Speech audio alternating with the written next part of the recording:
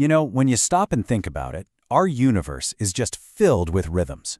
From the simple ticking of a clock all the way up to the orbit of our own planet. Today, we're going to dig into one of the most fundamental rhythms of all, simple harmonic motion. So let's dive in and really explore the physics behind all these fascinating repeating patterns. To really get a handle on this, we're going to start big, and I mean really big. We're going to look way up at the cosmic scale. Just picture our solar system for a second. The Earth makes its long journey around the sun, and then a year later, bam, it's right back where it started, ready to do the whole thing all over again. It's this huge, beautiful example of a motion that just repeats itself, over and over. Now, this kind of repeating motion, it has an official name. We call it periodic motion. And each of those individual back and forth or round and round movements, those are called oscillations. It's basically the fundamental rhythm of the universe. Okay, so periodic motion is a really broad category, right? It covers everything from a bouncing basketball to the vibrations that make sound. But we're going to zoom in on one very special, super common, and really important type of it. And that is simple harmonic motion, or SHM for short. Now, the secret ingredient here, the thing that makes it simple harmonic, is something called a restoring force. Basically, it's a force that's always trying to pull or push an object back to its starting point, its center. And the farther you pull the object away, the harder that force pulls it back.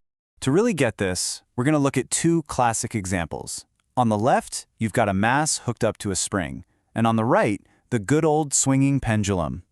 These two systems are like the rock stars of SHM. They show us everything we need to know. All right, let's zoom in on that spring system first. We're going to walk through one full cycle of its motion, you and me, step by step, just to see that restoring force in action. So first things first, we pull the block over to the right, which stretches the spring out.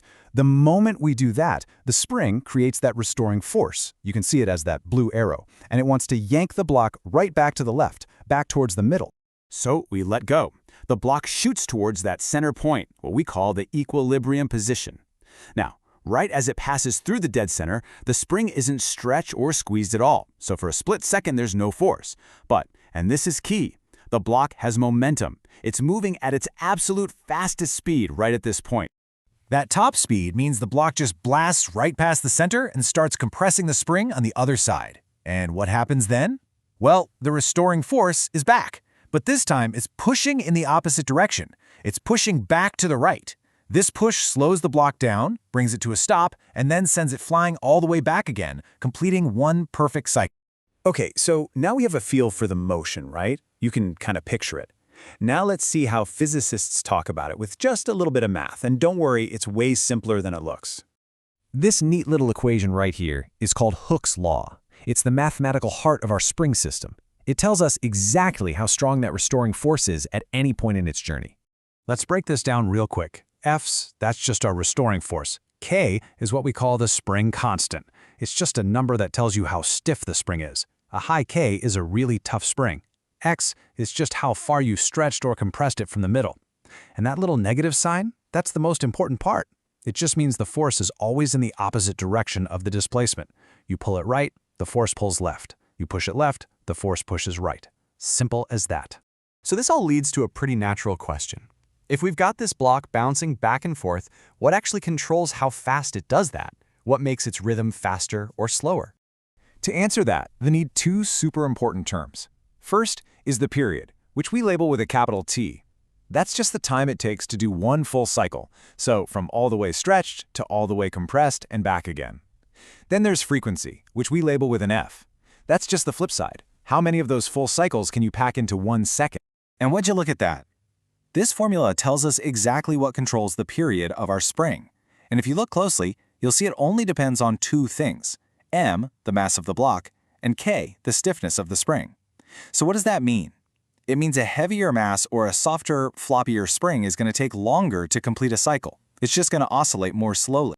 Okay, so that all makes perfect sense for a block bouncing on a spring. But what about our other model? Does any of this apply to a swinging pendulum? Let's check it out. So I've got a question for you. Think about a swing on a playground. If you want to make it swing back and forth faster, what do you think matters more? How heavy the person on the swing is, or how long the chains are?